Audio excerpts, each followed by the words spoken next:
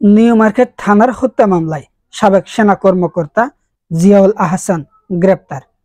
রাজধানীর new market থানায় করা হত্যা মামলায় সাবেক সেনা কর্মকর্তা জিয়াউল আহসানকে গ্রেপ্তার করা হয়েছে। শুক্রবার 16 আগস্ট তাকে গ্রেপ্তার করা হয়। সংশ্লিষ্ট সূত্র জানিয়েছে, বর্তমানে তাকে ডিবি হেফাজতে রাখা হয়েছে। ছাত্র জনতার আন্দোলনের মুখে গত 5 আগস্ট শেখ হাসিনার পদত্যাগ ও দেশ ছাড়ার একদিন পর সেনাবাহিনীর শীর্ষ পদে বড় রদবদল করা হয়। এর অংশ হিসেবে গত 6 আগস্ট এক বিজ্ঞপ্তিতে মেজর জেনারেল জিয়াউল আহসানকে চাকরি থেকে অব্যাহতি দেওয়ার বিষয়ে জানিয়েছিলেন আন্তঃবাহিনী জনসংযোগ পরিদপ্তর আইএসপিআর। র্যাবের অতিরিক্ত মহাপরিচালক থাকা অবস্থায় জিয়াউল আহসান বহুল পরিচিত ছিলেন। ওই সময় কর্নেল পদমর্যাদার কর্মকর্তা ছিলেন তিনি। এছাড়া চাকরিচ্যুতের আগ পর্যন্ত সেনাবাহিনীর এই কর্মকর্তা ন্যাশনাল টেলিকমিউনিকেশনের মনিটরিং সেন্টারের মহাপরিচালক হিসেবে দায়িত্ব পালন করছিলেন।